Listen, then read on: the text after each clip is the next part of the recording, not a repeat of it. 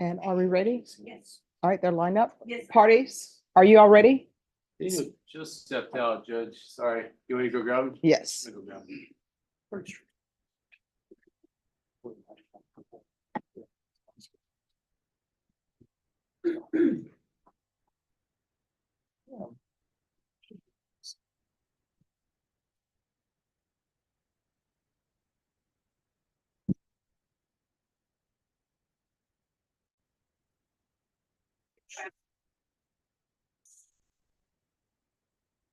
We're good, Judge. I can. All right, let's bring them in. All right, for the jury.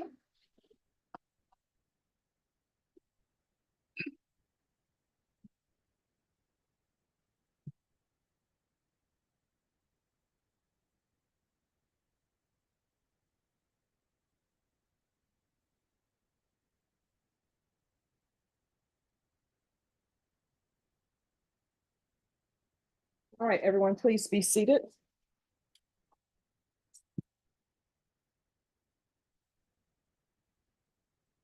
All right, state, call your next witness. State calls Pablo Arriaga, Your Honor. All right, could you raise your right hand for me, please? Do you solemnly swear or affirm the testimony you give will be the truth and nothing but the truth, so help you God? Yes, ma'am. All right, you can lower your hand. Make sure you keep your voice up for members of the jury and for the court reporter. If you'll state your name for the record. Pablo Arriaga. All right, state. Thank you, Judge. Mr. Arriaga, what do you do for a living? I am employed with the San Antonio Police Department, And how long have you worked there? 30 years.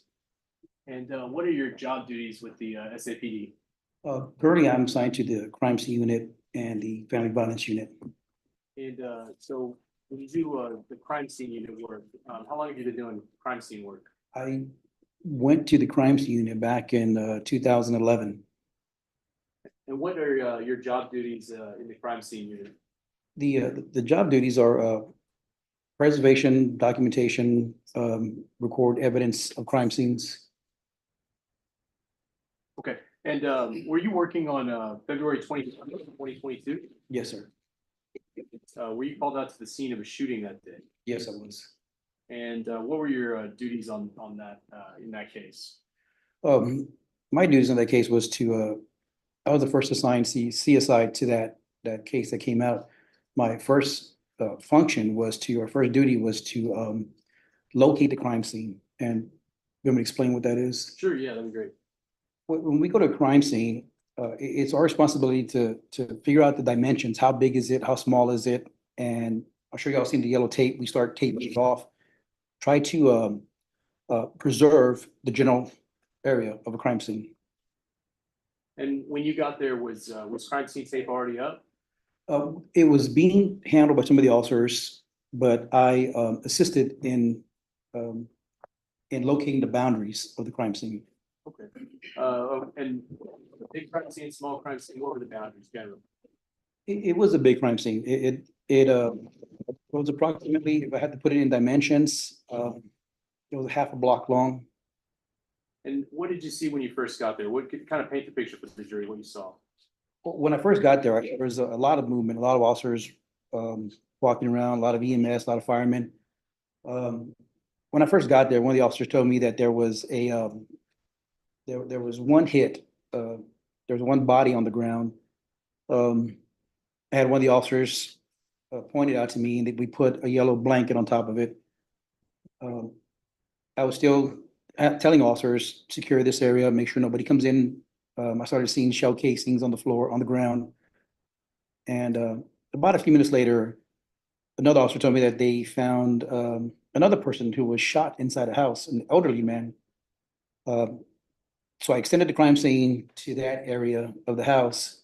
I went inside and I saw EMS working on an elderly man, we're just working on him.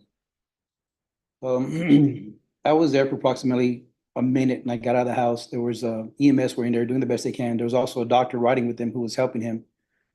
Went back outside and immediately started looking for other boundaries. I started noticing there were other shell casings and there were bullet holes there were bullet holes in the house. Had officers stand by, secure that area, keep witnesses, keep people away from it, not so that it doesn't contaminate or touch evidence. I continued walking the crime scene and expanding it. Every time I would find crime, I find evidence, I expand the scene a little bit more. Then I walked over to the opposite side of the street. There was a little convenience store. Noticed some more shell casings, more bullet fragments, more holes on the store. So I extended the crime scene around that area. Once I felt the crime scene was pretty much intact, I called for more CSI investigators to come and help me out because it was quite a bit. And so when you find an item of evidence, what's the first step when you find an item of evidence? I label each item of evidence with a marker, a yellow marker. And if I have enough officers, enough people there, I have them stand by, make sure nobody tampers with it or touches it. And so you're not, if you see, for example, like a shell casing on the ground, you don't just walk up and pick it up immediately, right? No, you do not. You put an evidence marker by it, and what's the purpose of that? It's to, every piece of evidence tells a story. So if it's at a certain location, you want to mark it so you don't miss it. Really, the markers are so others who are in there see it and don't destroy it, step on it. And did you take photos when you were out there? Yes, it did. And so was the first step to take the photos, or do you mark evidence and then take photos? The first step is to mark evidence, even if it's just with a piece of paper, put it on there. So that way I can see it and others can see it so they don't tamper with it. Once the scene is pretty much under control, then we go back and put numbered markers on there. Yellow number markers have 1 through, it can be numerous numbers. Okay, I've got some photos here, and I'm just gonna mark them. Give me a moment.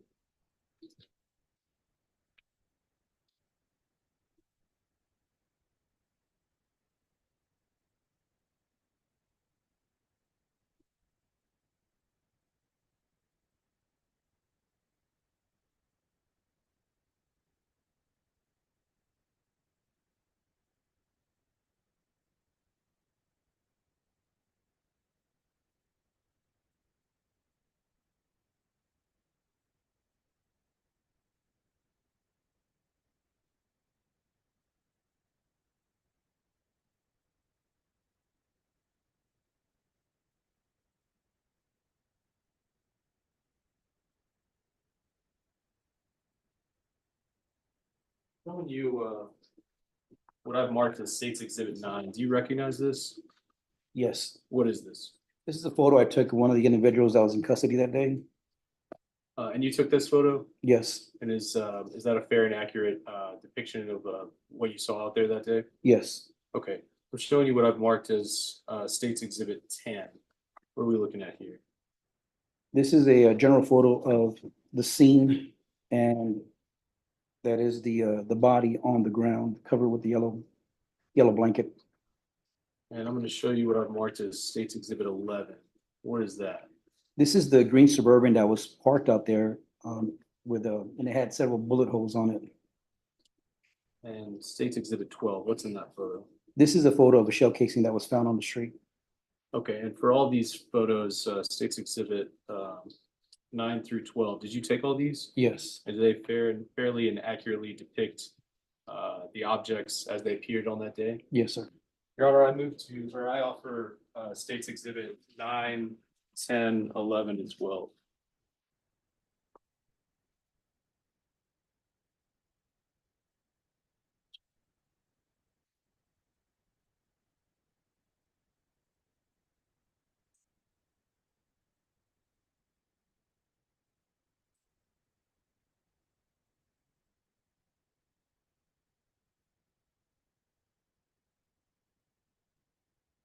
Your Honor, we have no objection to State's Exhibit number 9 through 12.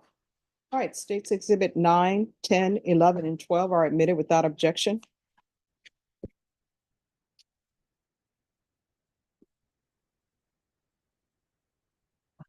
Mr. Adiaga, on State's Exhibit 12, can you tell the jury what is this? What is this right here? What does this signify? It's a yellow evidence marker, number 8. And so when you're talking about an evidence marker, this is you would put a flag like this next to anything that you thought might have evidentiary value, is that right? That's correct. And in States Exhibit 10, what are we looking at here? That is a general layout, a general photo of the scene. As you can see, the yellow blanket is where the where the deceased is laying at, with the blanket covered over him, and other spent shell casings on the street. And then the green Suburban to the left is the one that was riddled with bullet holes. And at this point, we can see that there's crime scene tape up. Does that mean everybody on your side of the tape is law enforcement or EMS, somebody related to the case? Yes. What are we looking at in States Exhibit 11? This is the Suburban that was, had the bullet holes on it. And so you took photos of the outside of the vehicle? Yes.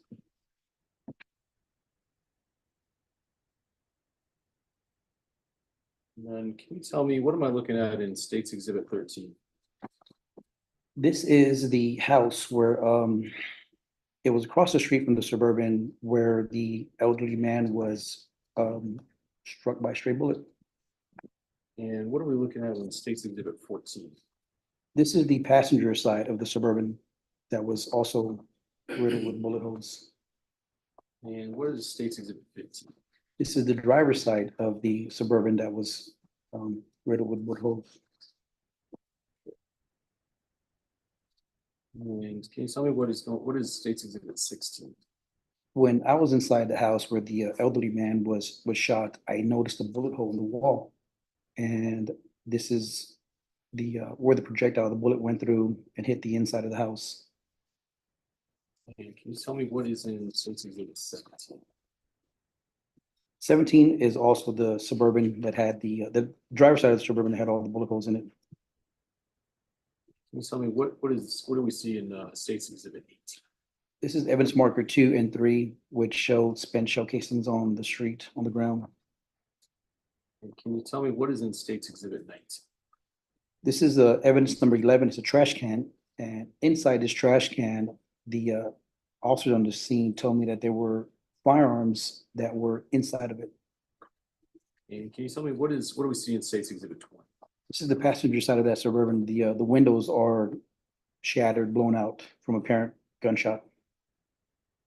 And did you take all these photos? Yes, And do they fairly and accurately depict the objects as they were on that day? yes. Your Honor, I offer States Exhibit 14 through 20. Right, you're not offering 13? Yeah, it's here. I'm sorry, Judge, I got them out of order. I offer States Exhibit 13 through 20, Judge. We got just a moment, Your Honor. Yes.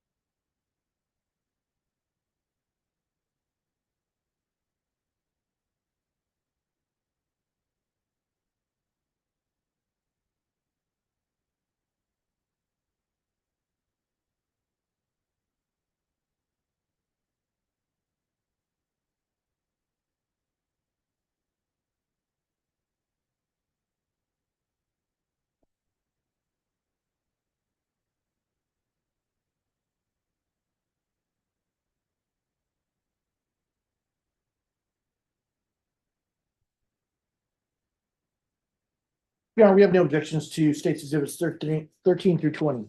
Right, States Exhibit 13, 14, 15, 16, 17, 18, 19, 20 are admitted without objection.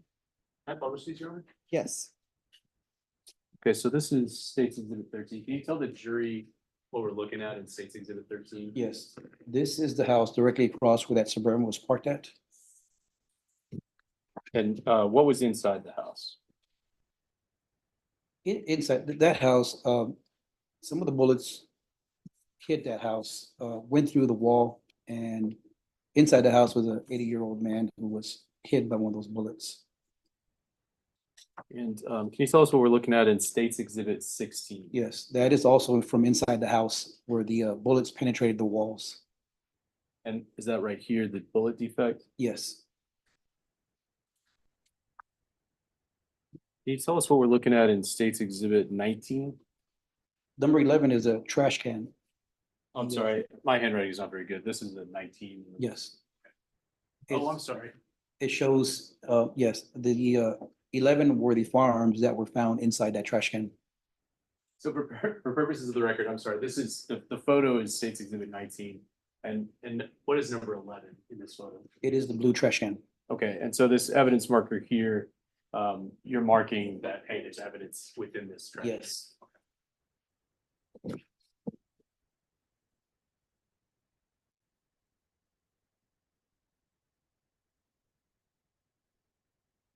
Okay, can you tell us what we're looking at in State's Exhibit 20? That is the passenger side of the Suburban. And as you can see, there's bullet holes on the back left side. The glass, the windows are shattered from apparent bullet holes. And directly on the other side of that is the house where they got hit by bullets, where that elderly person was also struck. And can you tell the jury, what are we looking at in State's Exhibit 17? This is the driver's side of that Suburban. And can you tell us what's in State's Exhibit 15? Once again, this is the driver's side of that Suburban. And State's Exhibit 14? The back side of the passenger side of the Suburban. And you were out there, how many photos did you take in total on that day? Over 470. And is that typical for this kind of case? It's typical when it's an offense of this size. Yes, that's very common. So once you took the photos, you'd already marked where the evidence was with those placards. What was your next step? Did you perform any testing that day? Yes, And what sort of forensic testing did you perform that day? I performed one test. It's called a gunshot residue test, and I did that on the victim that was laying on the ground, the younger kid. And it's the gunshot residue test. I did it on his hands while the medical examiner was reviewing the body.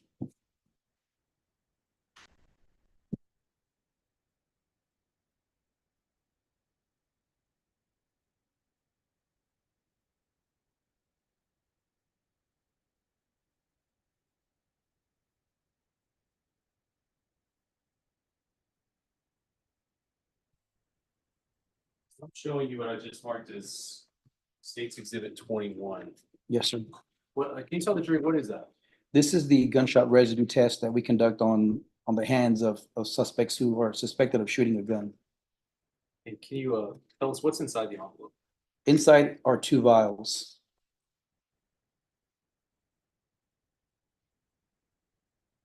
There's 2 vials. One is marked with right hand and the other one is marked with left hand. And there's a magnetic piece underneath each top, and that is rubbed on the hand around the area where you would normally grab something. And it is left hand and then right hand. Then they're sealed, put back together, put in the envelope, and take it to the property room. And you collected that evidence? Yes, And who did you collect that from? from the deceased. And is his name written on this here? Yes, it is. And what is the name? Christopher Mejia, 9/6 of 2007. Your Honor, I offer State's Exhibit 21 and the contents of evidence.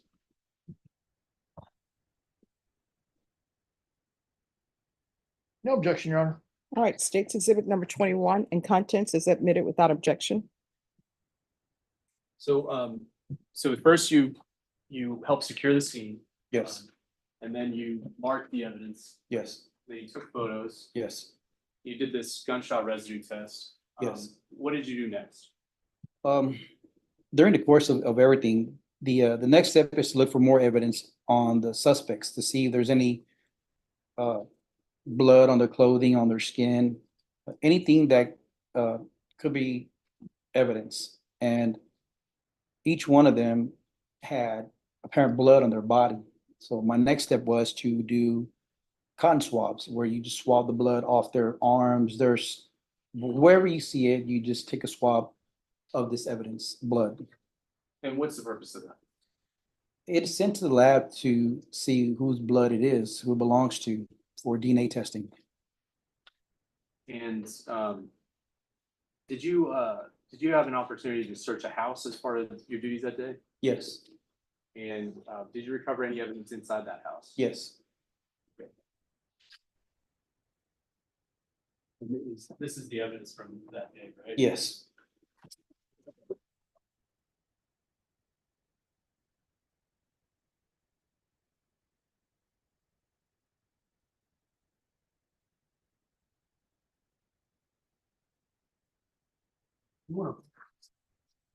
Yes.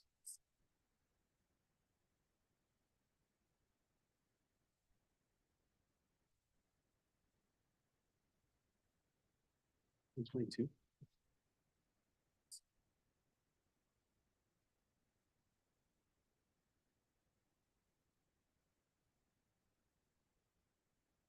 Showing you an envelope that I've just marked as States Exhibit 22.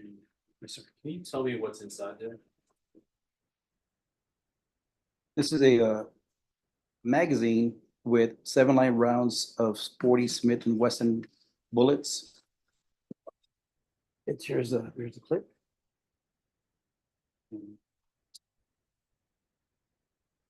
These are the rounds that were inside of it. They're 40 Smith and Wesson.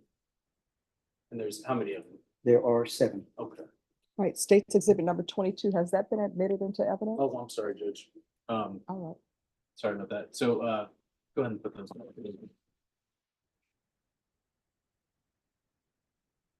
Your Honor, I offer States Exhibit 22 and the contents.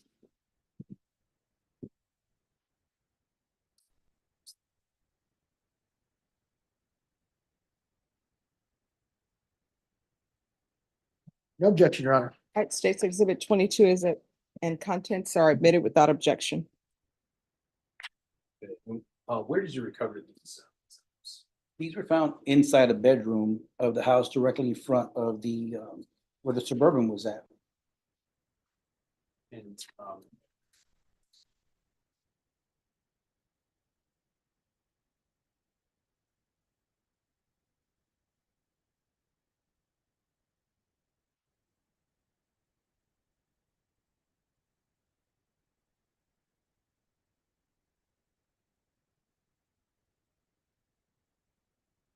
when you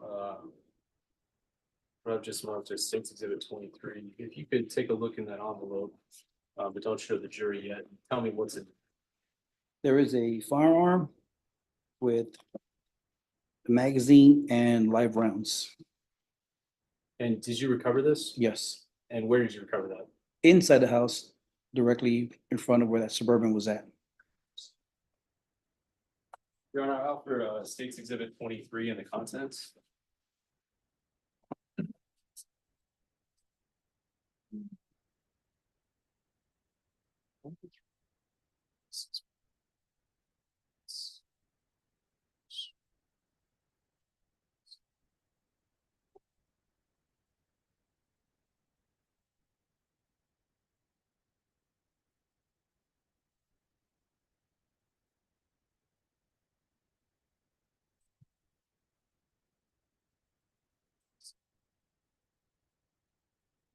Judge, no objection to State's Exhibit 23 and contents. All right, State's Exhibit number 23 and contents are admitted without objection. So can you tell us, can you pull that out and show it to the jury? Yes. Oh, yeah. Deputy Laura. It's a firearm. It's been made safe. Just to get a second opinion that it is made safe.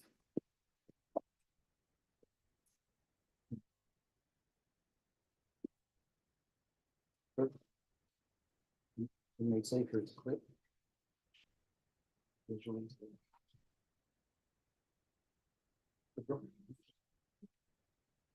This is the firearm that was found inside that bedroom. It's Right, been made you may safe. step down. If you need to step down Okay. for the jury, you may step down. And defense, you may move about the well. Thank you, Judge. This is the firearm that was found inside the house, inside the bedroom. It's been made safe. It's clear. There's no bullets in it. It is a 40. Be sure to keep your voice up so the court reporter can hear.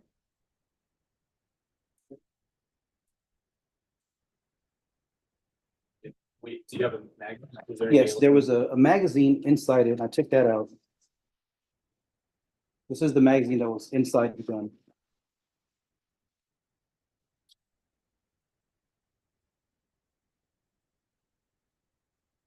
Magazine. And it also has some live rounds in it.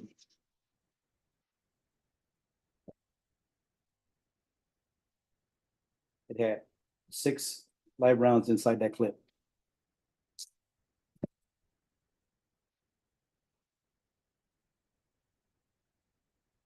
And it also had spent shell casings. Go ahead. Just let her finish there.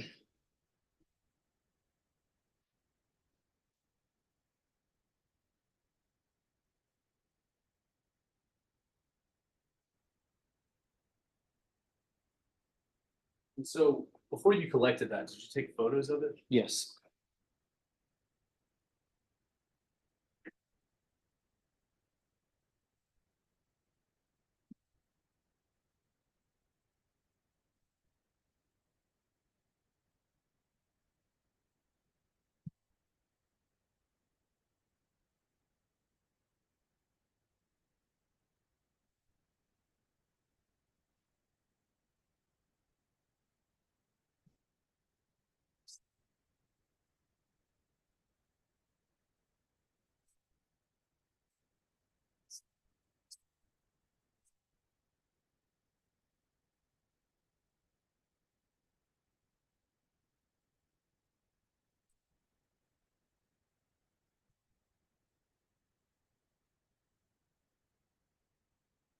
So you took photos of those 2 items, the gun and the magazine, before you collected them, right? Yes. And what's the purpose of that? To document where they were found. And so can you tell us, what are we looking at in State's Exhibit 23? This is the firearm that I just displayed. It is inside the bedroom of the house that was directly in front of the Suburban. Your Honor, I offer, oh, I'm sorry, did you take this photo? Yes. Does it fairly and accurately display the objects as you found them that day? Yes, sir. Your Honor, I offer State's Exhibit 23. No. Is that 23 or 24? Firearms 23. Oh, no, we didn't mark that.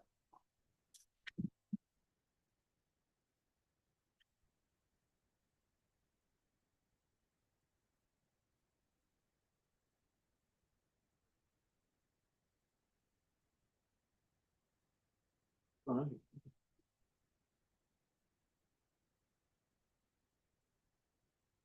Your Honor, I offer State's Exhibit 24. Can I take the witness briefly on what our Yes.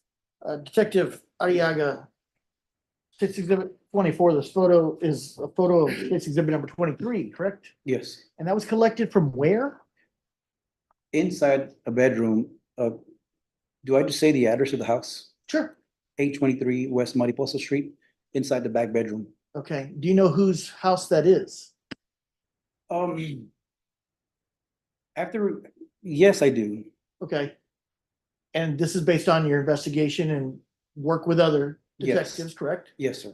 So whose home is 823 West Mariposa?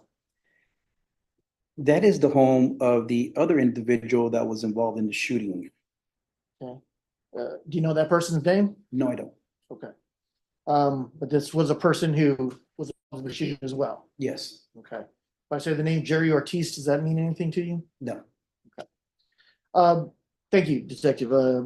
No objection to State's Exhibit 24, Your Honor. All right. State's Exhibit number 24 is admitted without objection. Can I publish this, Your Honor? Yes.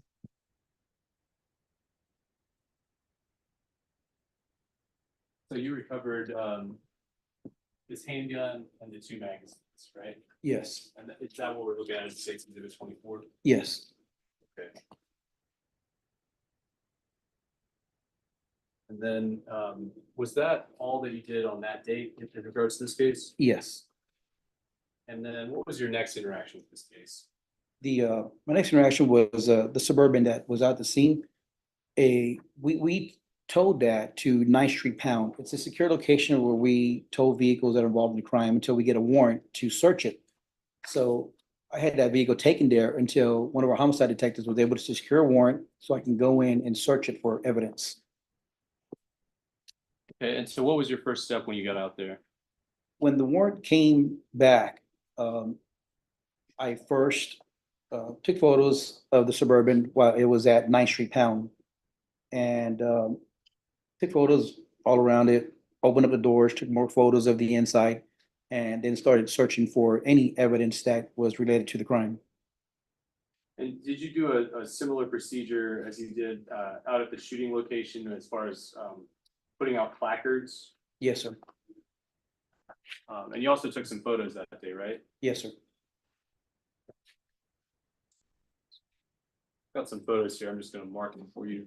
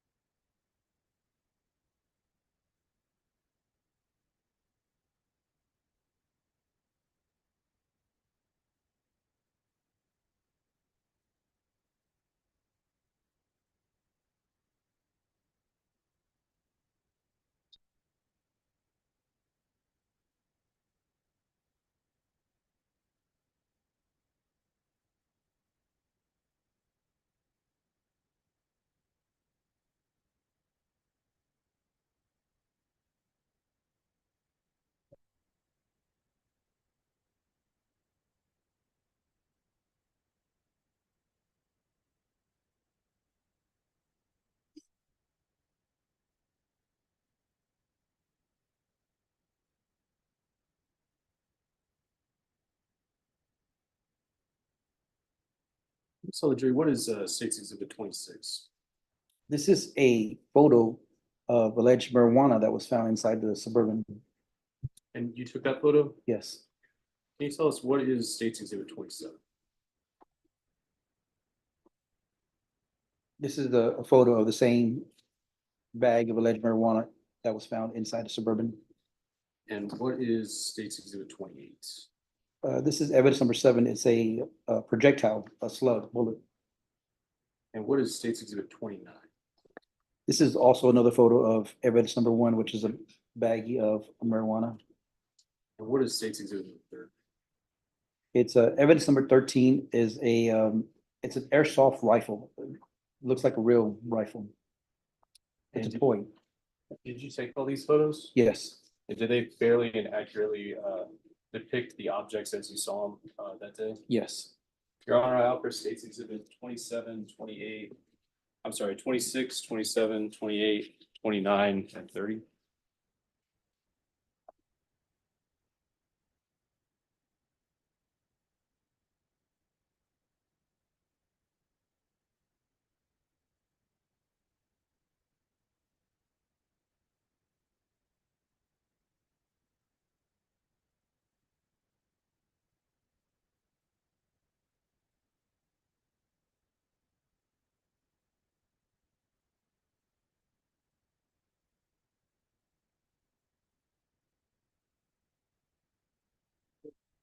Your Honor, no objection to State's Exhibit 26 through 30.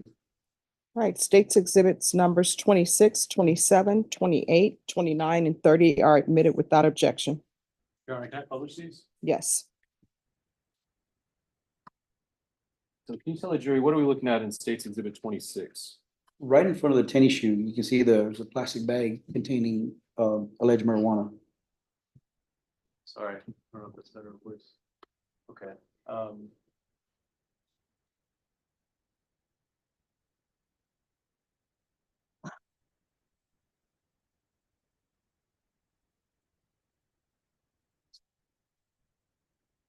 Okay, so you're talking about right here? Yes.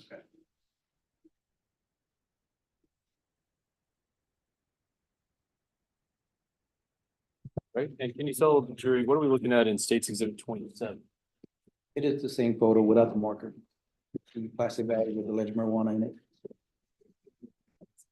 Okay, and is 29 just a close-up of that? Yes, What are we looking at in State's Exhibit 30? it is a airsoft rifle. It's a toy, Okay, and what evidence marker is that? 13. What are we looking at in State's Exhibit 28? A projectile, a bullet.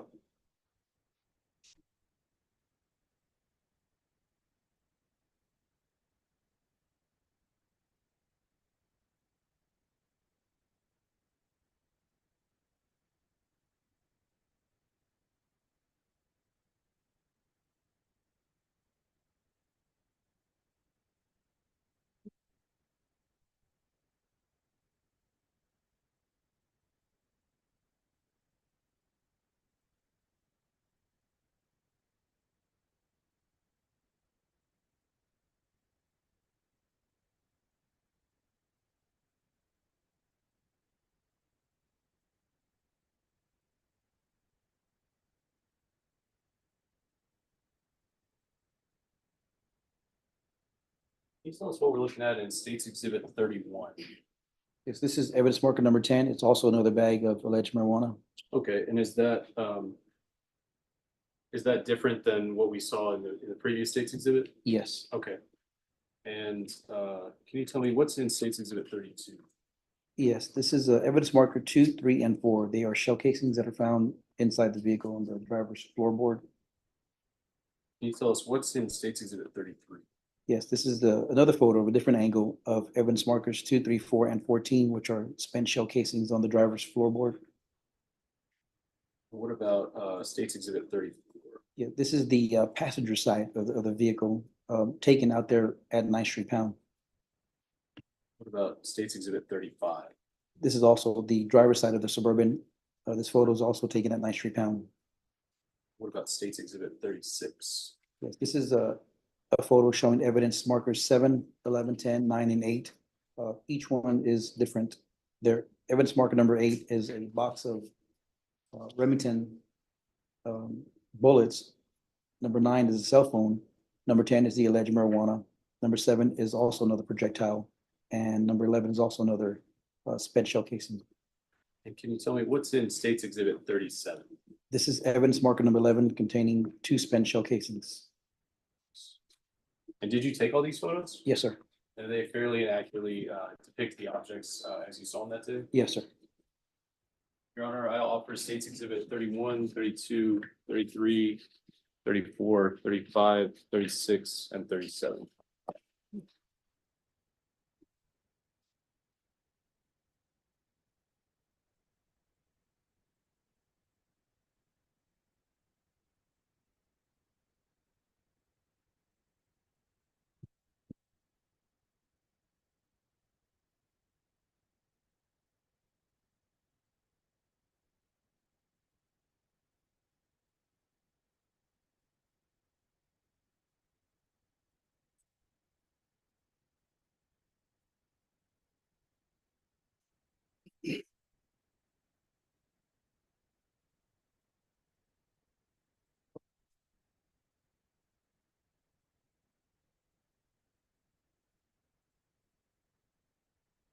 Judge, we have no objection to state's exhibits 31 through 37. All right, States Exhibits 31, 32, 33, 34, 35, 36, and 37 are admitted without objection. Your Honor, do I have permission to publish these? Yes.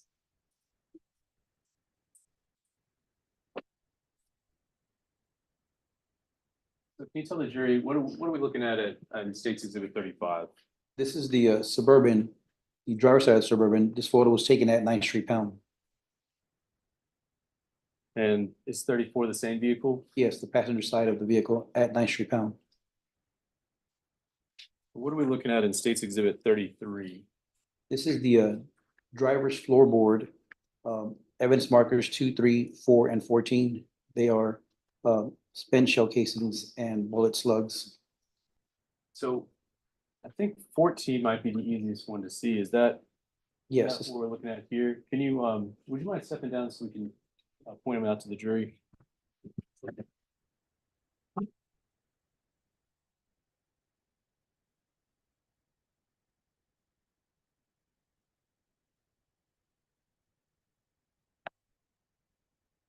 So when you find one of these shell casings, you put an evidence marker down like right here, right? yes, Okay, and so it's kind of hard to tell from this photo, but these other markers are to indicate there's a shell casing there, right? yes, Okay, thank you.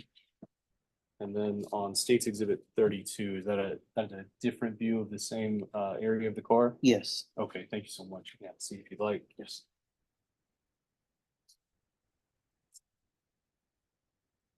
And can you tell us, what are we looking at in State's Exhibit 31? That is evidence marker number 10. It's also a baggie of marijuana. Okay, and that's a different, there were two baggies of marijuana, right? Yes, We've got State's Exhibit 31 is evidence marker 10. But there was another bag of marijuana, right? So what evidence number was that? the one where it was in front of the tennis shoe, marker number 1. So we've got this one in State's Exhibit 29. And then we've got evidence marker 10 in State's Exhibit 31. Is that right? Yes, And you collected both of those. yes, So after you took the photos, you collected those, right? yes, Okay. And you brought that with you today. yes, sir. So can you, let's find some of this stuff. Plus, I'll start marking some of the things that you. Okay.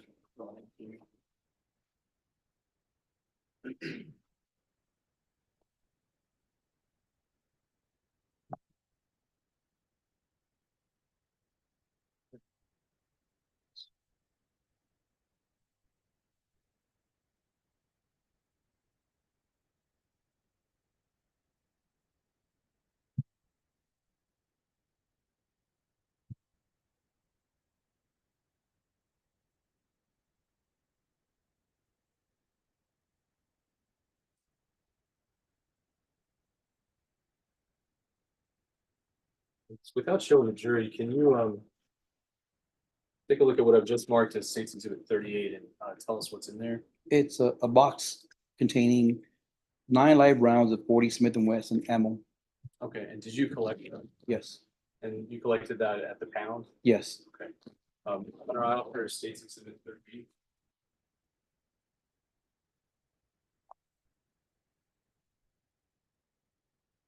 No objection, Your Honor. State's Exhibit 38 is admitted without objection.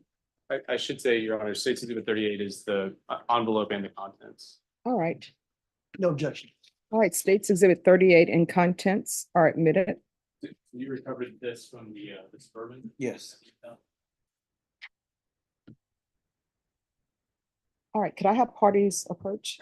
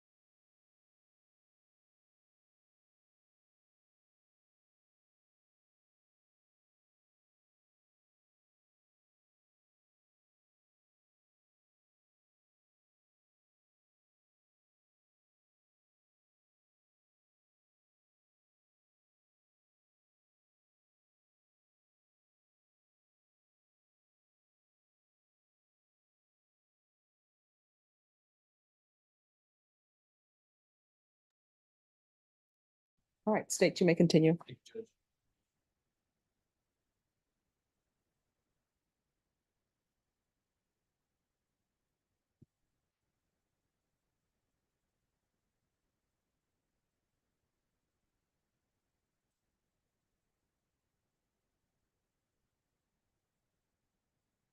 I'm showing you what I've just marked as State's Exhibit 39. tell me what that is back to the jury? This is the airsoft rifle that was found inside the Suburban. Okay, and you collected that? Yes.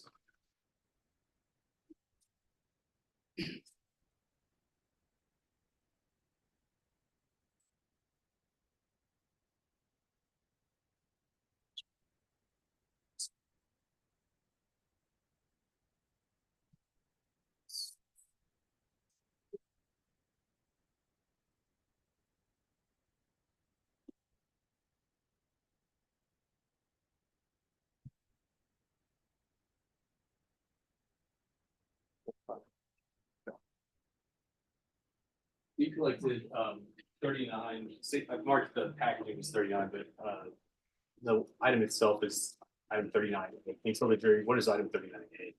It is a airsoft rifle. You want to check out? Yeah, well, I'm sorry, not in, don't show the jury yet, Okay. but this is the item that you collected from the Suburban? Yes. Your Honor, I offer State's Exhibit 39A. No objection to 39A, Your Honor. All right, 39A is admitted without objection. This is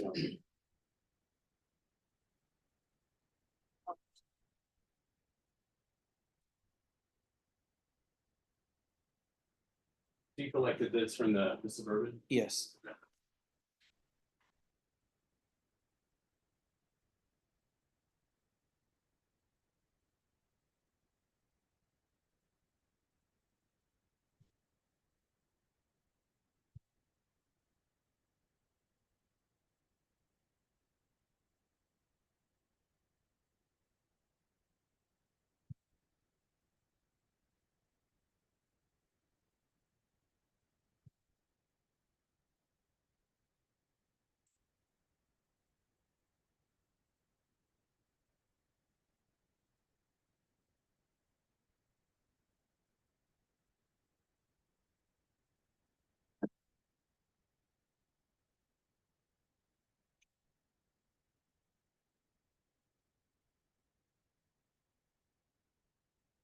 I'm showing you what I've just marked as State's Exhibit 40 and the contents. Can you tell me what's inside that envelope? It's a spent showcasing of a 380 auto. And did you collect that? Yes. Go ahead and just put that back there.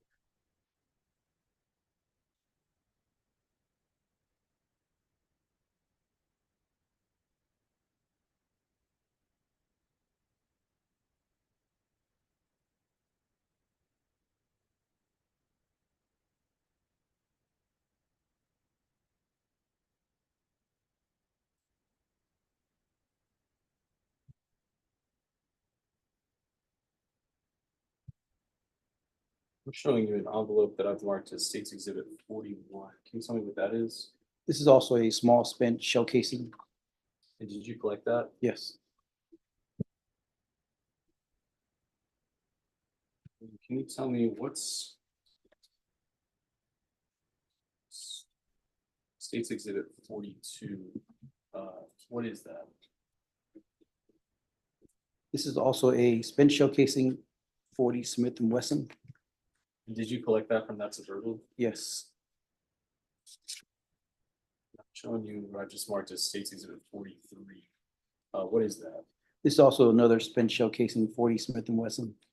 Okay, and did you collect that from the Suburban that day? Yes. Can you tell me what is State's Exhibit 44? This is also another spent showcasing. This is also found in Suburban. It's a 40 Smith and Wesson.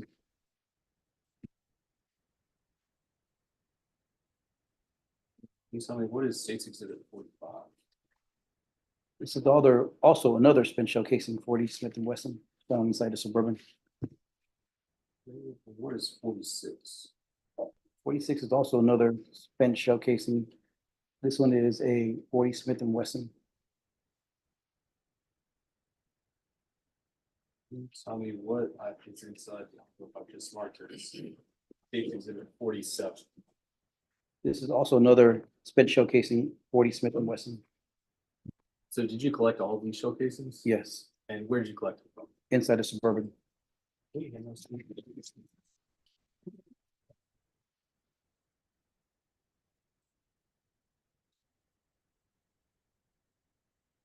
Your Honor, I offer, States Exhibit 40 through 47 and their contents, Your Honor.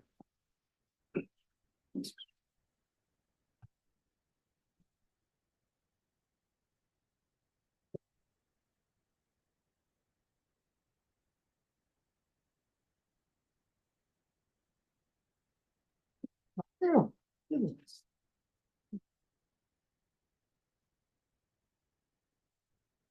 There's no objection to states exhibits 40 through 47? 47, yes.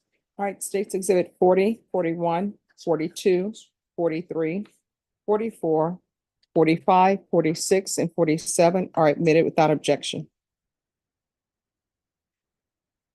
So, Mr. Artie, I'll get, I don't want to open all these. Is a shell casing, are they all shaped relatively the same, similarly? Yes. Could you open States Exhibit 44, and since you got the gloves on, it's already open. Yes. Could you show the jury, what does a shell casing look like? And what's the caliber of States Exhibit 44? It's a 40 Smith and Wesson. Okay. Thank you. Could you package that back up for me?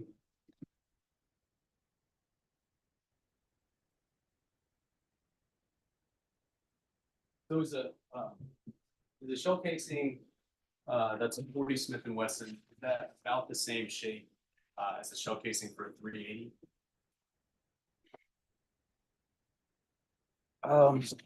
It'll be off a little, but they do look similar. Okay. So similar shape, but Different what's the difference? in size. Okay. Could you, this is States Exhibit 40. And could you reach in there since you got the gloves on and show the jury the size difference there? Okay, so which one's bigger? The 40 is bigger, Okay, and they're the same size. Been shell casing, no bullet. okay, thank you. Could you package that back up?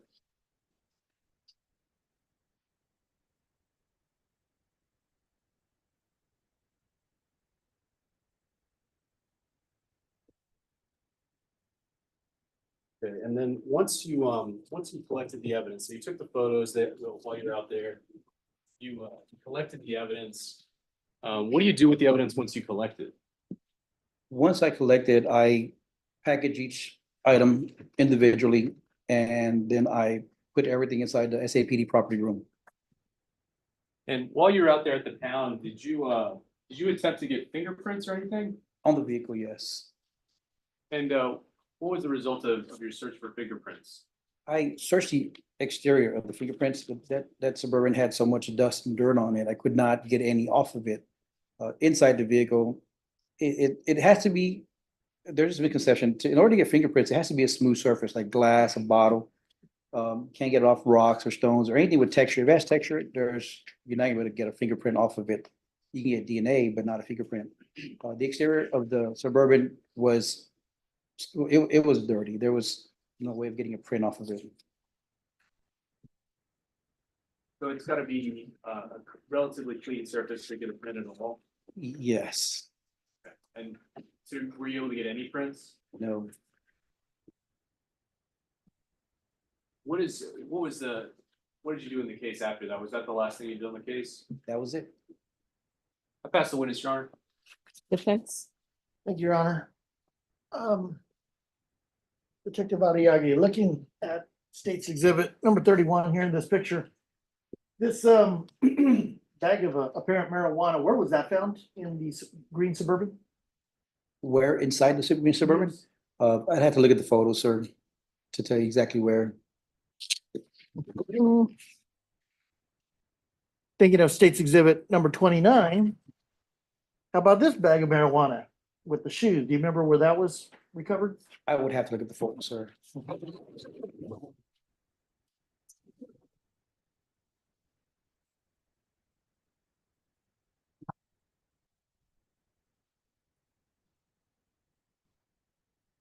Detective, looking at State's Exhibit number 14.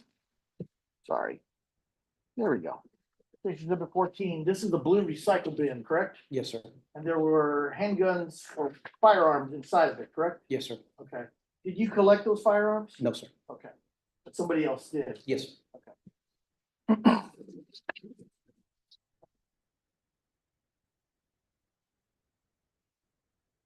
Looking at the state's exhibit number 10. There we go. Use my pen here.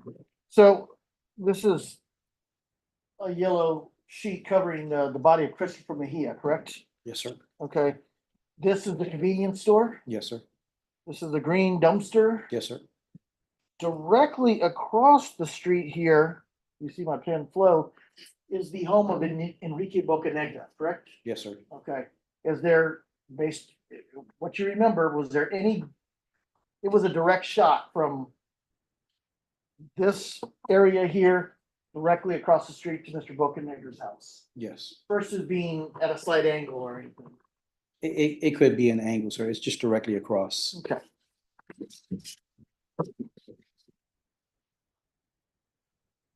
I want to talk about state's exhibit number 33.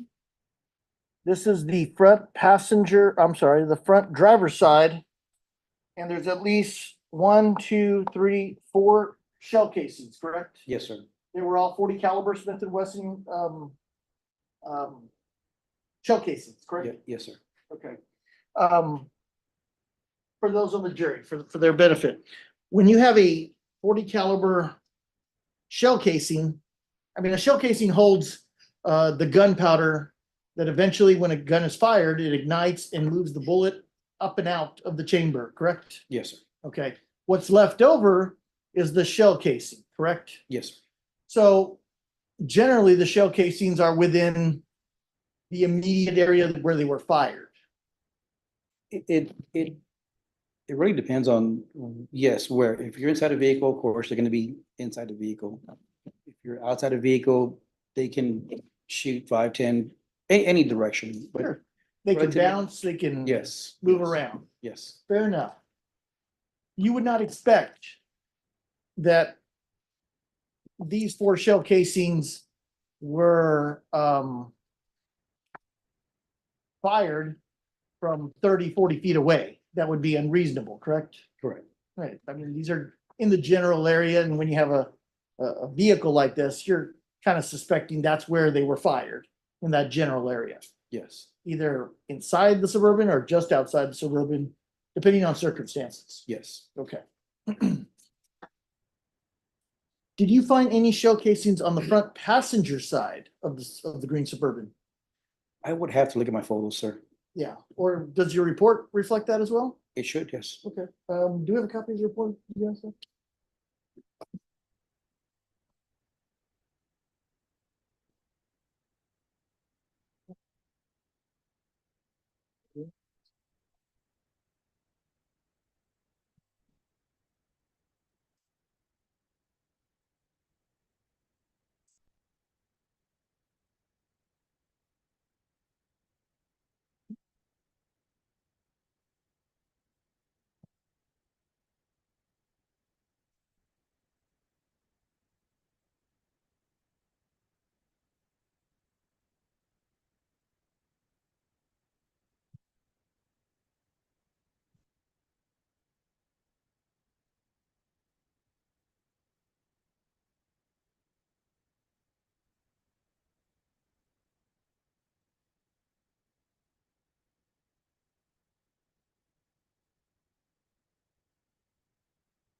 Oh, Detective, yeah, I'm showing you what we marked as defendant's exhibit number 3. See if you recognize that document.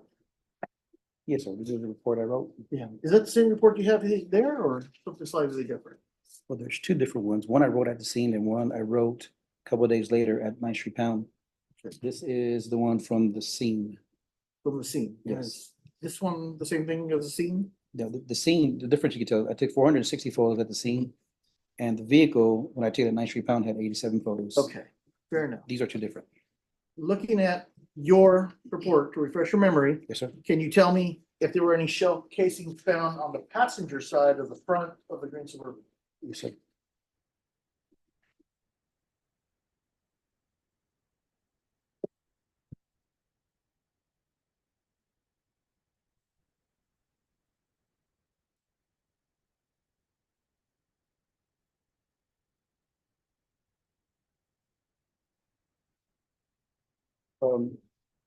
inside the rear pocket.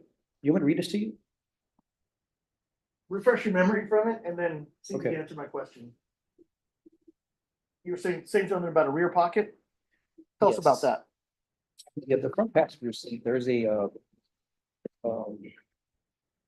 pocket, I would have to look at the photo to explain it to you, but there was one found inside a pocket on the front passenger seat. And that was,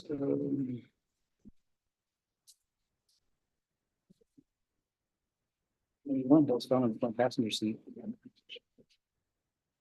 What caliber bullet was it? That one was a.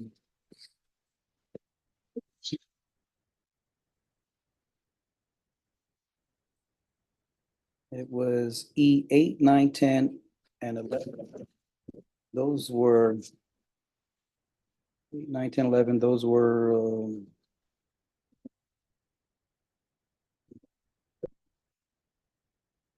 one was a 40 Smith and Wesson.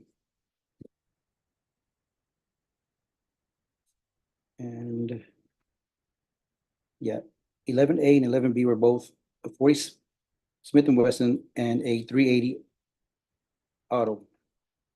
Two different ones. Two different shell cases? Yes, sir. And they were in the pocket? Yes, it would be in the photos if we could look at that. With all the photos that you took. It's a little hard to find so quickly. 500 photos, yes. That's fine, sir. I got a few other questions for you.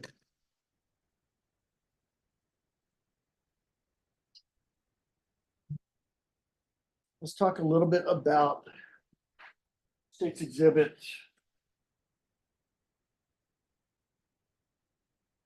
$39A. This is a toy, correct? Yes, Is it a pellet gun, BB gun? it is an air rifle. It's soft pellets, hard pellets, small BBs. Okay. And there's a place for a clip here. Did you ever find a clip? I don't believe there was one for that one. Okay. And this is recovered from where in the Suburban? In the back of the Suburban, Very back, yes. back seat or very The, back? the back compartment, Back compartment, okay. Was this, did you try to fingerprint this item? no. Okay, why is that? It was a toy. When I saw it, I thought it was real. I just collected it because it looked real, but I did not fingerprint it. Okay.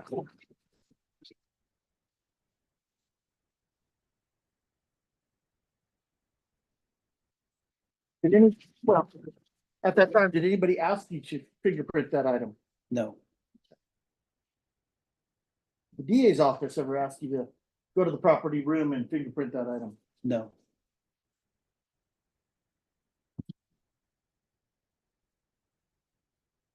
A little bit late. I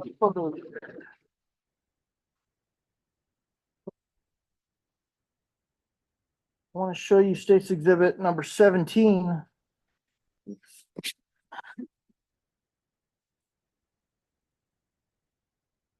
All right, so in State's Exhibit 17, behind the green Suburban is a home, I believe it's, which is 823 West 94th Side, is that correct? That one directly on the other side, I don't know the address of that one. And we're talking about the home that you recovered the 40 caliber Smith and Wesson. I believe it's to the left of that house, if I'm not mistaken. Would that be right? We'll find out. Regardless of that, this weapon was not recovered from the Suburban, correct? That's correct. And was not recovered from the blue recycle bin either. That's correct. Okay, it was recovered from a home that's either the first, that home or the home right next to it. Yes, sir. Okay, and that was done pursuant to a search warrant, correct? Correct. And that involved another suspect, their home, correct? Correct.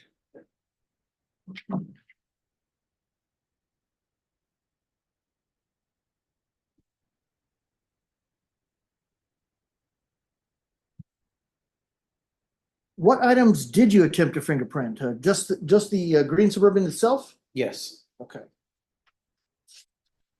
And the other firearms that were recovered eventually from that blue recycle bin, were you asked to look at those firearms and fingerprint them at all? No. That was somebody That else. was another CSI.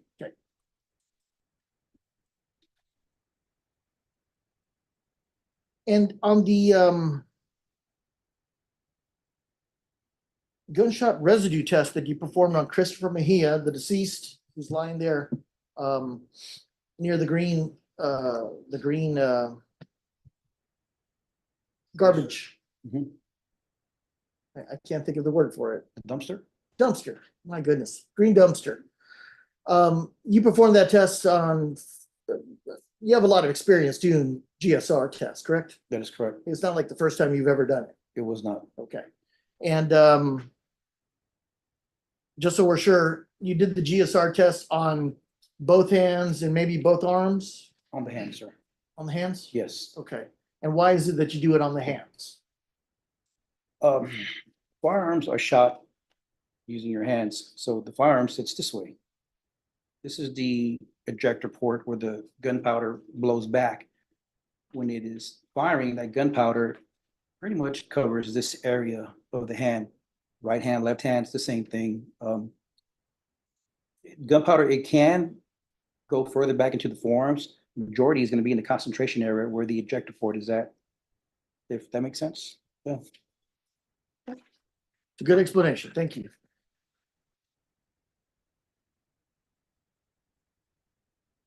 I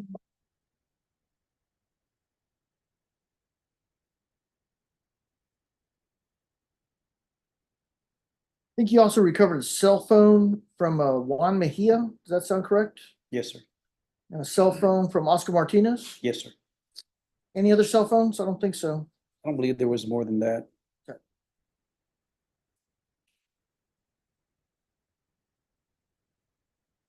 And you also collected two, I'm gonna say black sandals with apparent blood on them? Yes. With apparent blood on them? Yes. Yes, sir. And those sandals supposedly belong to Jeremy Martinez, correct? Yes, sir. Okay.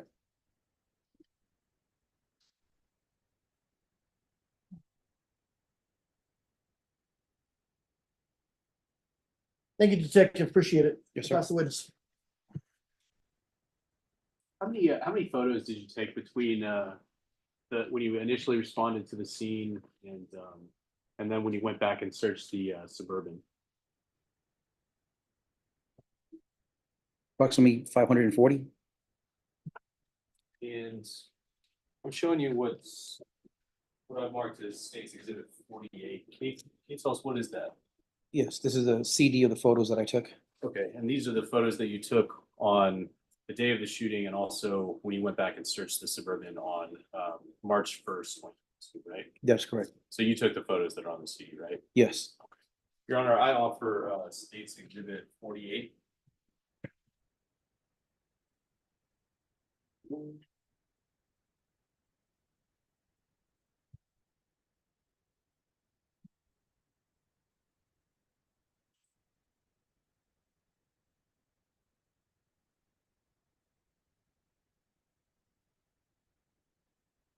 Judge, at this point, I'm going to object to State's Exhibit 48. All right, everyone just have a seat. Ladies and gentlemen, we're going to take a short break. And we'll be back at 3:15. Remember my previous instructions, you're not allowed to start internally discussing things with yourself or with each other. Everything that you need to know about this case is to come from inside this courtroom only, and you're not allowed to begin deliberations until I give you permission. Does everyone understand? Yeah. All right, everyone, please rise for the jurors.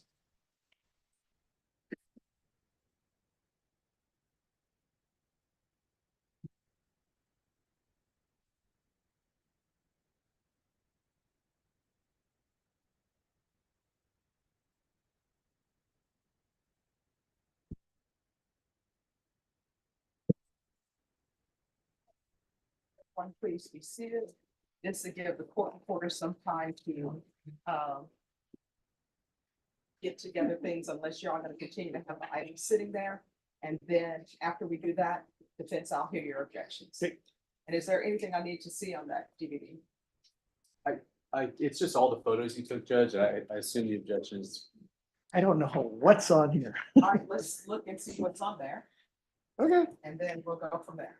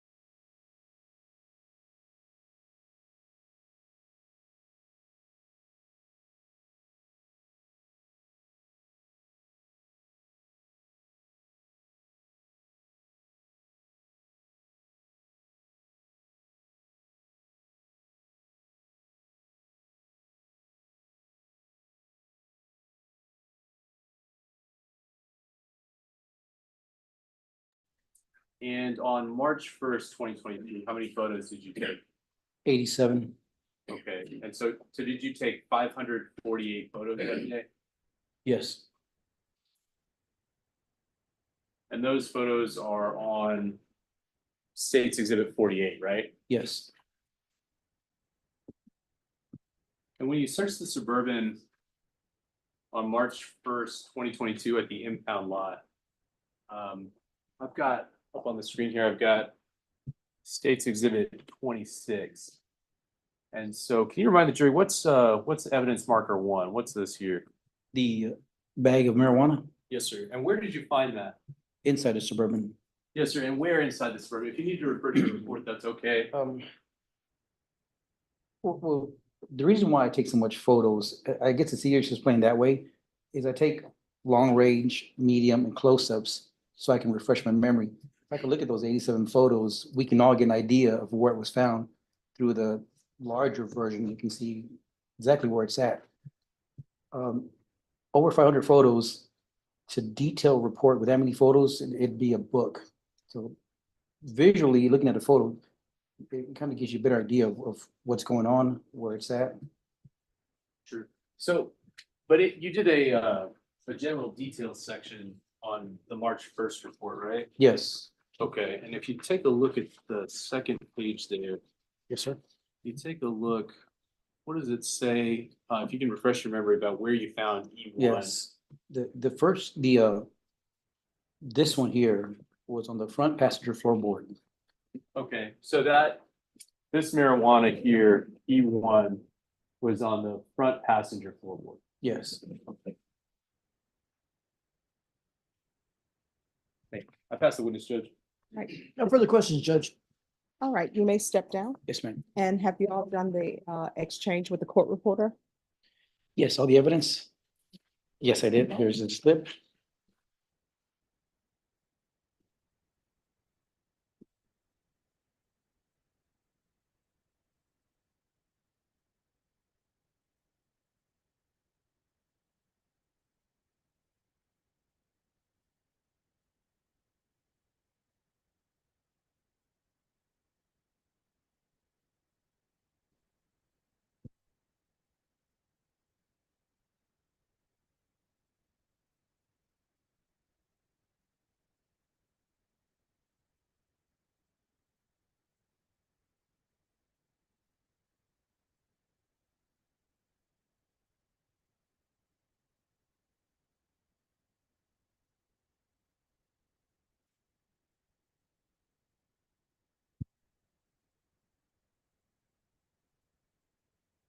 All right, state, call your next witness.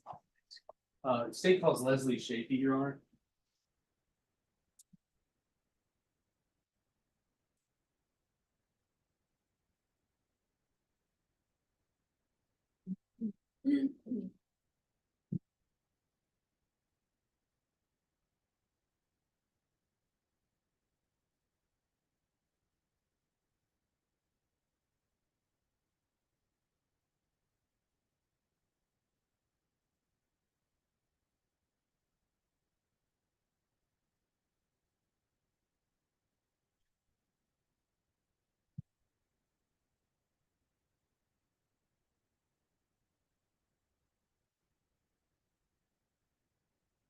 Hello, if you could raise your right hand for me. Do you solemnly swear and affirm the testimony you give will be the truth and nothing but the truth, so help you God? I do.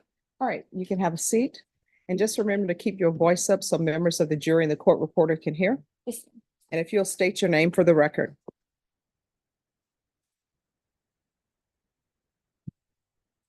My name is Leslie Chapey. It is spelled Leslie. Last name is Tschoepe. All right, state. Good afternoon, Ms. Shapey. Where do you work? I'm currently employed at the Tarrant County Medical Examiner's Office And how long have you been working there? since April 1st of this year. And what do you do there? I am a senior forensic chemist in the chemistry section. And so what are your duties there? I analyze unknown substances, to identify if a controlled substance is present or not. And where were you previously employed? For 5 years, I worked at the Bear County Criminal Investigation Laboratory in the chemistry section as a forensic scientist. And what kind of testing were you doing at the Bear County Crime Lab? I performed analysis in both seized drugs as well as primer gunshot residue analysis. And did you go to school for that? Yes, I did. And where'd you go for to get your training in that? I got my undergraduate degree in chemistry with a minor in forensic science from Baylor University and a master's of science in forensic science from Sam Houston State University. Are you do you have any kind of licensing, or did you at the time you did this testing related to this case? Did you have any licensing related to that? Yes, at the time of analysis, I was licensed by the Texas Forensic Science Commission in both seized drugs as well as trace materials. I'm currently only licensed in seized drugs. And why is that? My new employment, they do not provide primer gunshot residue analysis, so there was no way for me to stay proficient. And so in regards to this case, can you tell the jury what is GSR and how is that formed? Yes, GSR, primer gunshot residue, is formed. Can I use a demonstrative aid? Yes, please. So when the trigger gets pulled, the firing pin will contact and come into contact with the primer cap, which is the silver part right here on the aid. This primer cap contains shock sensitive chemicals, and so upon that impact, it causes an explosion. And that explosion is what causes the buildup of pressure and gas, which help propel the bullet down the barrel of the gun. But what I'm focused on is what's inside of this primer cap. So upon that explosion, the metals that are contained in that primer cap get vaporized. And those vaporized metals will then escape from the weapon in any hole that's possible, such as the end of the barrel or the ejector port, or even like a non-gas tight area. And so they will escape from the weapon or the firearm, and they will then cool and condense and form particles. And these particles then can land on any surface around. It can land on hands, clothing, or any kind of surface around. A good example I like to use to kind of describe what this kind of looks like is when LeBron James throws the chalk up in the air before a game. And you watch how the chalk will slowly fall and land on different surfaces around the vicinity. It will have different forces act upon it and won't just immediately fall. And GSR is very similar. So what I'm looking for is particles that contain any combination of lead, barium, or antimony. And what does that indicate to you if you find that? When there's a presence of particles that contain any combination of lead, barium, or antimony, it means there are different possibilities that someone discharged a firearm, handled a discharged firearm, or was in close proximity to a discharging firearm. So as part of did you perform any work in relation to this case? Yes, I did. And how many kits did you test in this case? May I refer to my notes? Yes, please.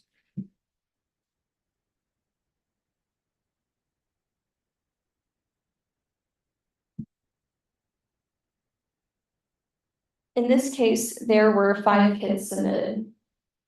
And did you did you bring another demonstrative with you? Yes. And can you describe to the jury how the evidence is collected in order for you to test it?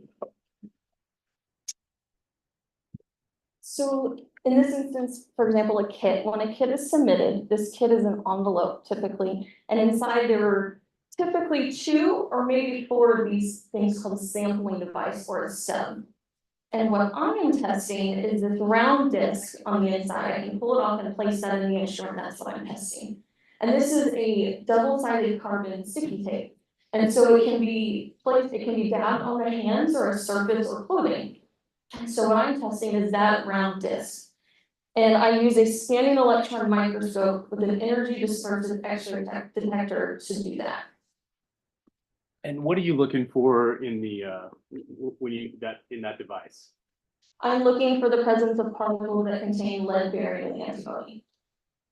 And did you perform a report after your testing in this case? Yes, I did. One moment.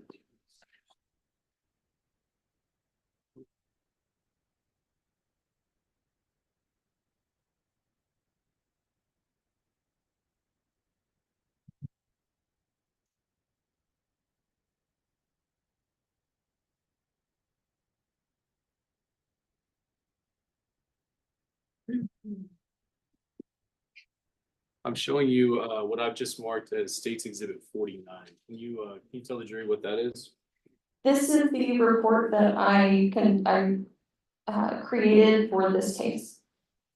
And so you did how many different tests on how many different people in this case? There were 5 kits for 5 different people. And did you test a kit from Oscar Martinez? Yes. And did you come to any conclusions after your testing?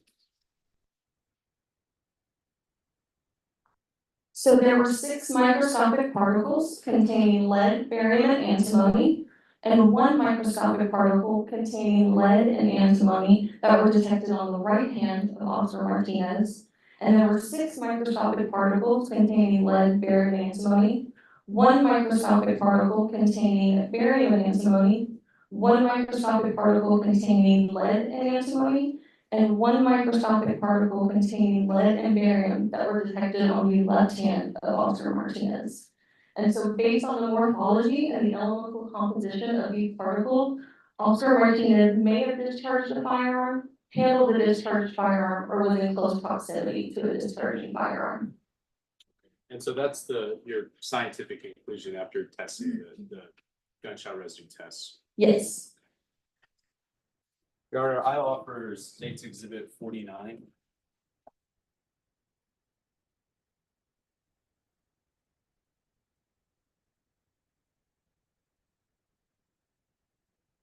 No objection, Your Honor, to All right. State's Exhibit 49.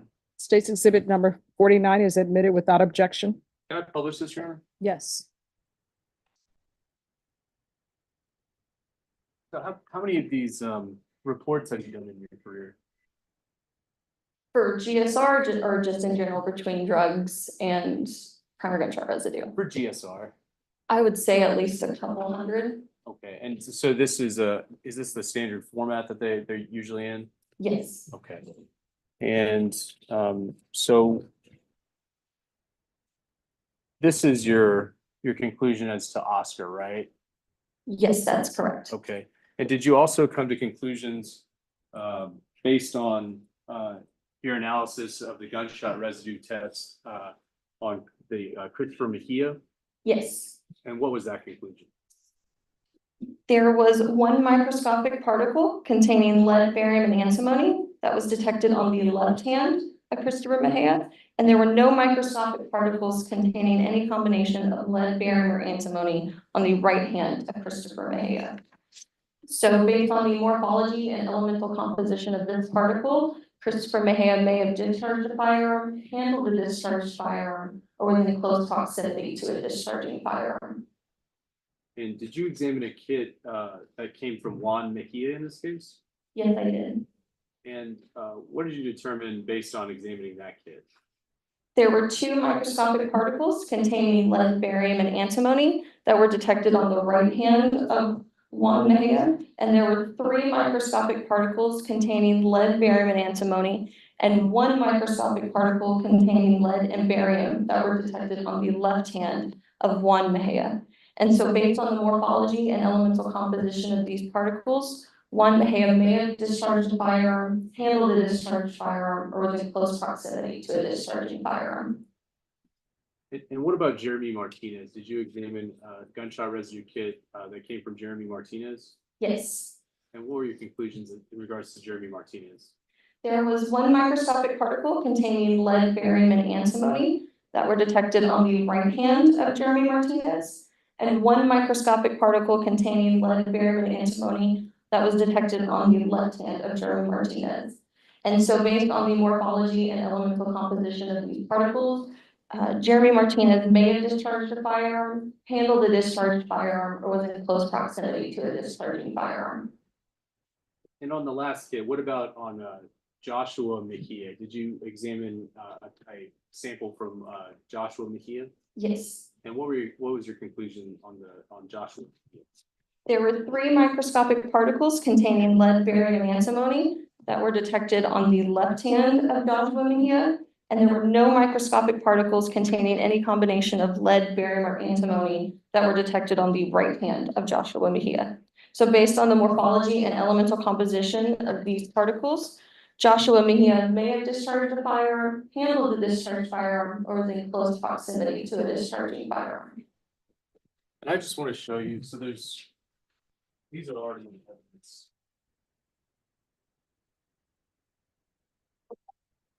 And it's similar to that demonstrative, the sampling device that you brought. But how do you know when you get one of these and you're testifying now, how do you know that these are the GSR kits that you tested?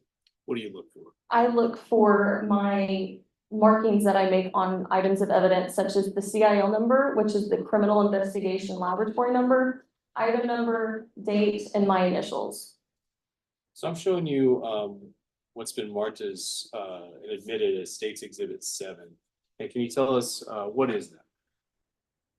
So this includes both the outer container as well as the primer gunshot residue kit that was tested for my item 1-2. And is there a CIL number on that documentation? On the item of evidence? Yes, sir. Yes, on both envelopes. And does that number match the number on your report? Yes. And what is that number? The number, the CIL number, or criminal investigation laboratory number is 22-01166. So is it your testimony that these are the kits that you tested as part of this case? Yes.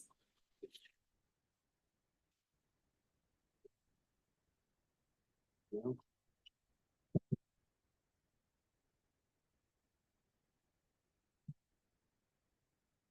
So your conclusion is in this case is sort of broad, right? Yes. And can you just remind the jury what your conclusion is as to about Oscar Martinez?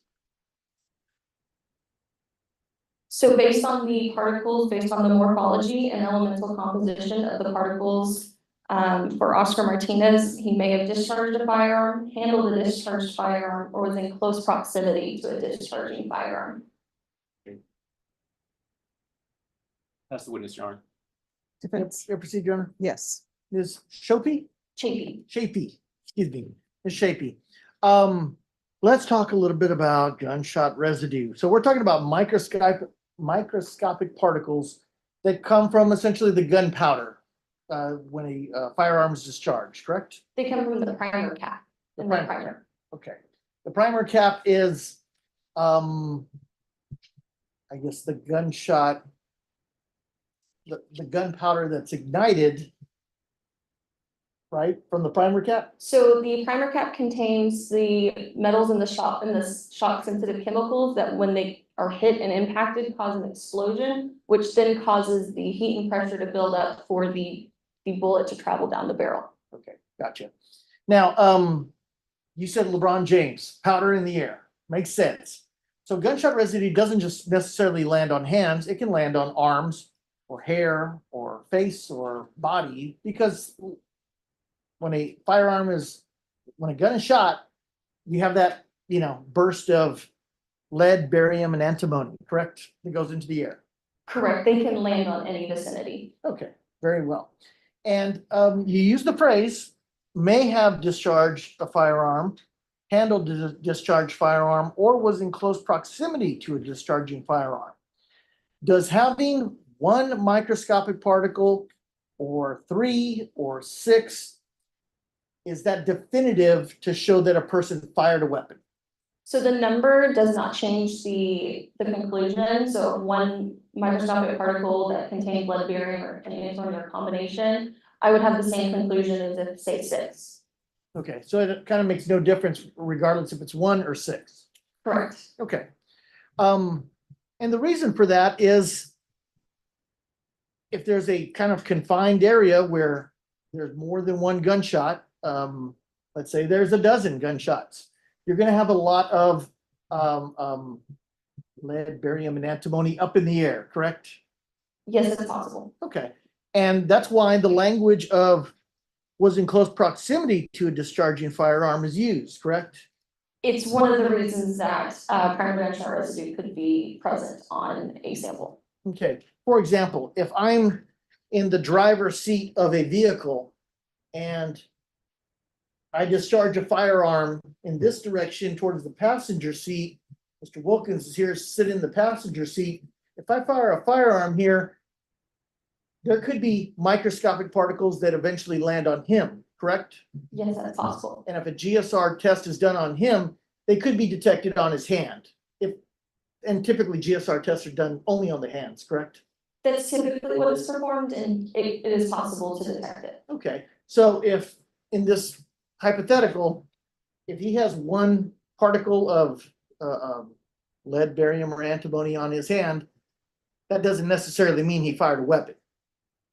That is correct. The three statements are the main reasons why GSR could be present. I cannot distinguish which of the three. But it would make sense if I fired a weapon right here, he's 2.5, 3 feet away from me, that there might be some GSR on him, correct? Yes, that's one of the possibilities. Okay. Also, let's talk about transference or transmittal of that type of GSR. Can you give the jury an example of how somebody can transfer GSR from one person to another? Yes, so there's different types of transfer. So primary transfer is from the firearm or to the person or to the surface. Secondary transfer is, say, someone touches a doorknob that has GSR on them, and then someone then comes and touches that same doorknob. It's possible to then transfer GSR to their hands. Okay. Another hypothetical for you. Let's say there's a person who discharges a weapon. Okay, we have no doubt about him discharging a weapon. And then that person, I come up to that person and I touch them. I grab them. I try to shake them because maybe they're shot and dead at that point. Okay. Can I get the GSR from that weapon that was fired by that person onto my hands? So just to clarify, you mean from so someone touches the shooter? Yes. It's possible. Let me get a little bit more specific. Let's say there's a person, okay, shoots a firearm.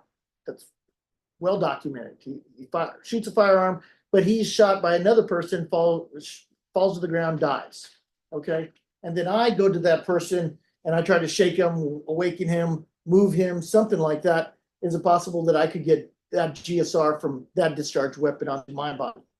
From the weapon or from the person? From the person. It's possible. Okay. And in your training experience, and I guess maybe studies, correct me if I'm wrong, when we talk about having one particle or 6 particles, no matter what the number is, that is not definitive to show that a person discharged a firearm. Again, that is one of the three main possibilities. Because you did a 5 analysis of 5 gunshot residue tests, correct? Correct. Okay. And all of them had some form of GSR, correct? Correct. And if we're talking about, I'm going to give you a hypothetical. You tell me if you can answer it, okay? If we're talking about 5 individuals in either inside a Chevy Suburban or just outside a Chevy Suburban, and there's 12 shots fired, a lot of GSR in the air, like the LeBron powder you're talking about, is it possible that a person can not fire a gun yet have GSR on them? Yes, that's possible. And there's different environmental factors that can come into play. For example, wind or a fan being on, like your example, indoor versus outdoor, that can also vary. Okay. And let's say I do fire a firearm and I fire a firearm and then I, move my hands or I touch a door, or can I remove those microscopic particles off my hand by just touching my clothes or touching some other item, maybe a car door or something? Yes, you can lose GSR particles. You can, by everyday movement, as well as washing your hands can also be a way to lose GSR particles. Okay. Did you ever do an analysis of a GSR test involving a Jerry Ortiz? Is that part of this case? It would, well, I'm just asking yes or no. Because right now I don't see it on your report, correct? Correct. If it wasn't submitted, then I did not perform analysis on it. Thank you. You said you work with Tarrant County Medical Examiner's Office and they don't perform primer GSR analysis. Why is that? I'm not entirely sure of the reason why they do not perform it. Okay, it doesn't have anything to do with the science involved, correct? Like they reject GSR analysis? No, Nothing like that. no. Okay, fair enough. Um.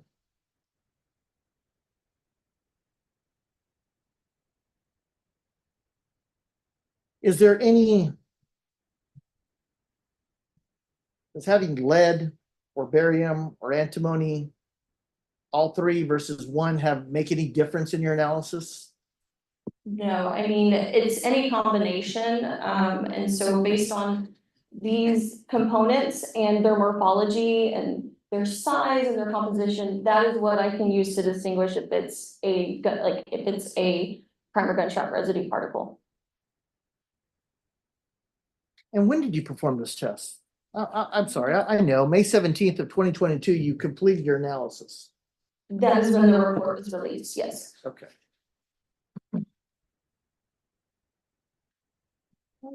Thank you, ma'am. I appreciate it. I'll pass the witness. No questions, Your Honor. All right, is this witness excused? Excuse for the state, Your Honor. She is. All right, thank you. You may Thank you. step down. State, call your next witness. State calls Edson Grimaldo, Your Honor. All right, and is this the witness? Yes, ma'am. All right. So if I can have the interpreter come forward, please.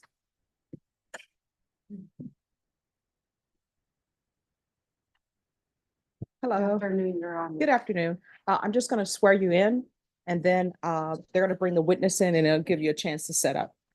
All right, if you can raise your right hand for me, please.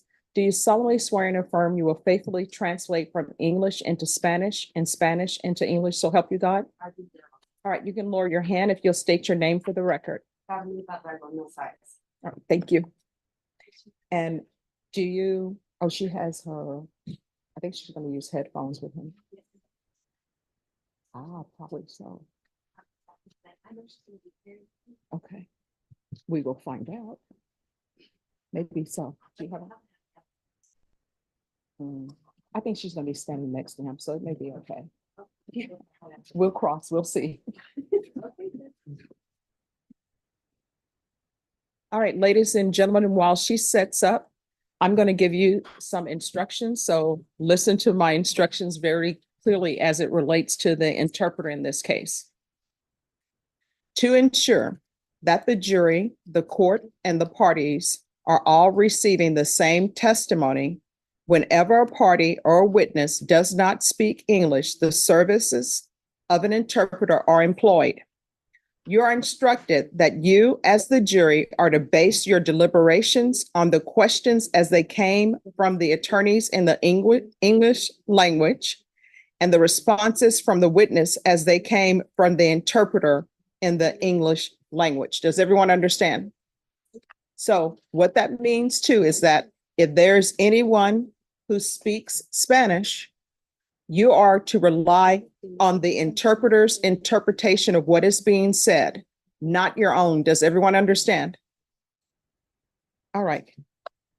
Are you ready to proceed? Thank you, Your Honor. Thank you. State, call your next witness.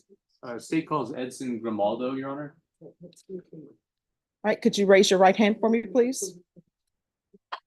Do you solemnly swear or affirm that the testimony you give will be the truth and nothing but the truth, so help you God? Yes, All right, you may lower your hand. State. Good afternoon, Mr. Grimaldo.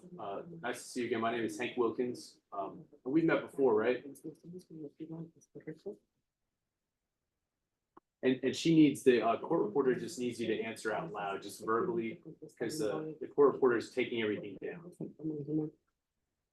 No lo entiendo. ¿me escucha? Sí, perdón. Sorry. Hey, no worries. So we've met before. We met last week, right? Ajá. Ajá. Ah, sí. Yes, So where did you live on February 21st, 2022? What was your address? 826 Mariposa. 826 Mariposa. You lived on Mariposa Street? Sí. Yes, And did you have security cameras on your house at that time? Así es. That's Sí. right, yes. And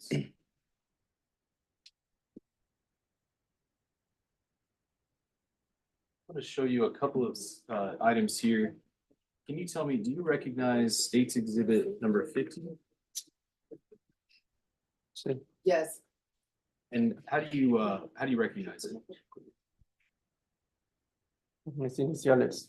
by my initials, And did you date it? Sí. yes, And so have you watched this? Sí. yes. And can you tell the jury what's on this? Pues se captó la. Perdón, estoy un poco nervioso. Nunca Ah. había estado así. I'm sorry, I'm a little nervous, I had never been like this. Pero se captó lo sucedido de ese día, los hechos. What happened that day, the facts were captured on there. And do you recognize State's Exhibit 51?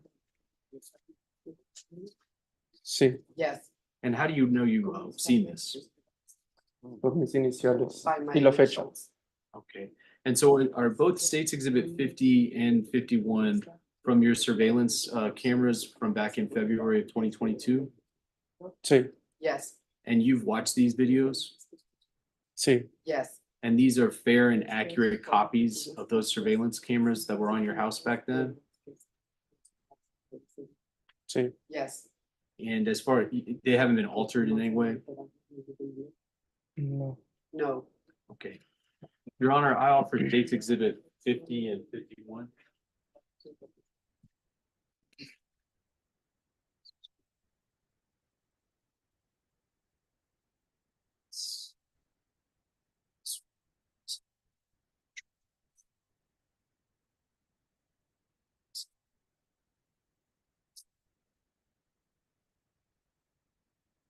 No, no objection, Your Honor, to State's Exhibits 50 and 51. All right, States Exhibit 50 and 51 are admitted without objection.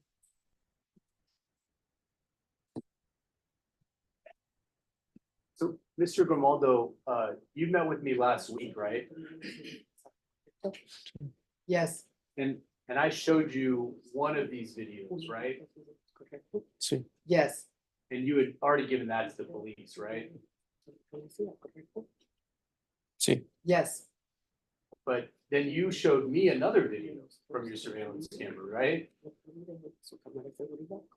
sí. yes.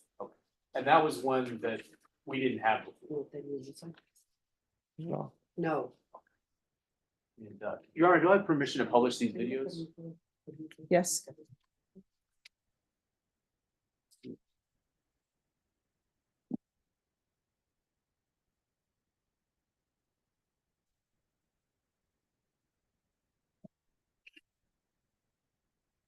So does this look like your security camera footage? Así es. that's right. And where was this camera on your house? Es la tercera cámara por el lado de la cochera. The camera on the side of the carport.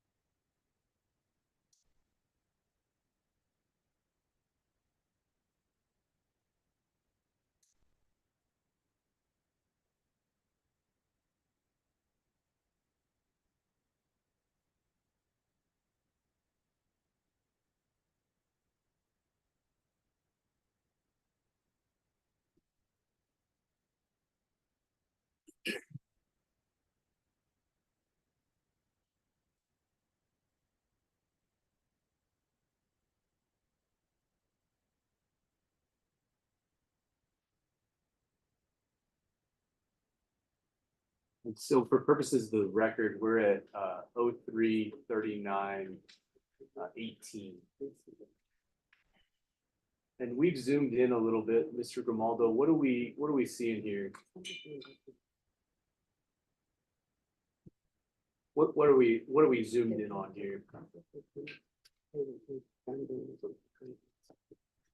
O en el bote de enfrente de basura, ahí se ve que arrojan algo. On the trash can in front, you can see they threw something in there. Okay. Are we seeing that? That's what we're seeing right now, right? Sí. Sí, exacto. Yes, exactly.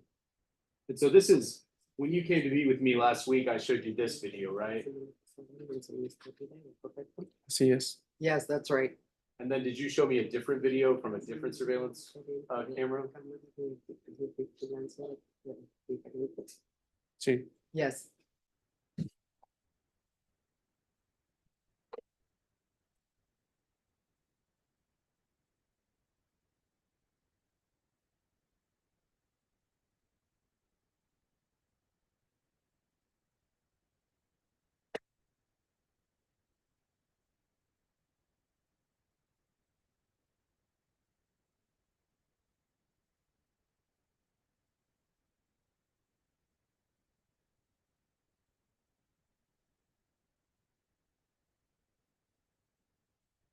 But I'm publishing States Exhibit 50 for purposes of the record.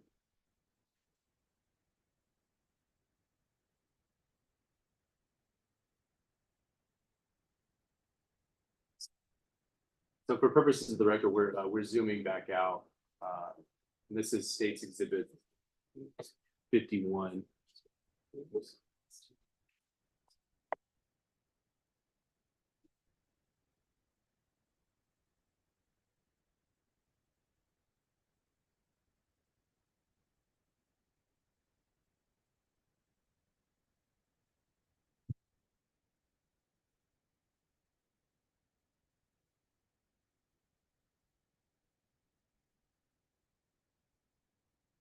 And so is that the video that you gave us, me and Daniel, last week? Sí, así es. Yes, that's right. And where was that footage from? Where was that camera located on your house? En la parte de la entrada de mi hogar tenía 4 cámaras y esa es la frontal. At the Yes, entrance of to my home, I had 4 cameras and that's the front one. That's the front, on your front of your house. Así es. That's right. That's the witness, Your Honor. Defense? Mr. Grimaldo, my name is Michael De Leon. I represent Oscar Martinez. You don't know Oscar Martinez, do you?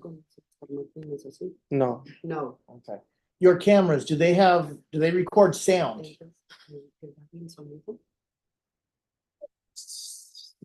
No recuerdo I don't recall. porque lo que pasa que ahí yo vivía, pero yo rentaba. Cuando pasó eso, pues sí, y ahorita ya tengo meses que ya no vivo.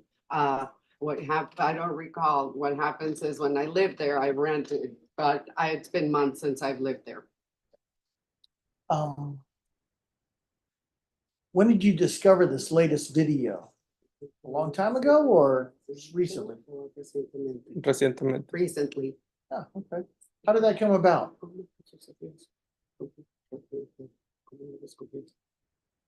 O porque las cámaras están 24 horas. Oh, because the cameras are on 24 hours. Okay. And did you find that video near the dumpster when the DA's office called you or after? ¿Perdón? Excuse me? That second video we just saw, okay? Did you discover that? It looks like evidence of a shooting.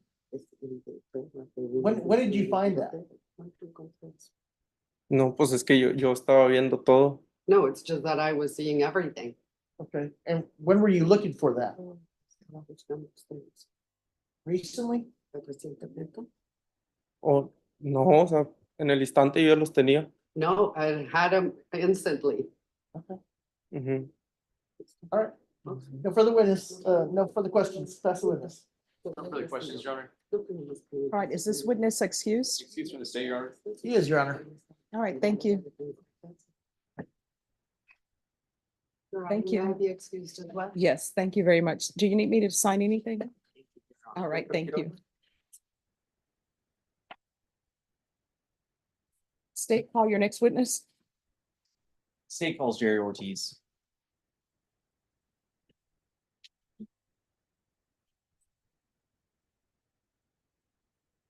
And parties, can you approach briefly, please?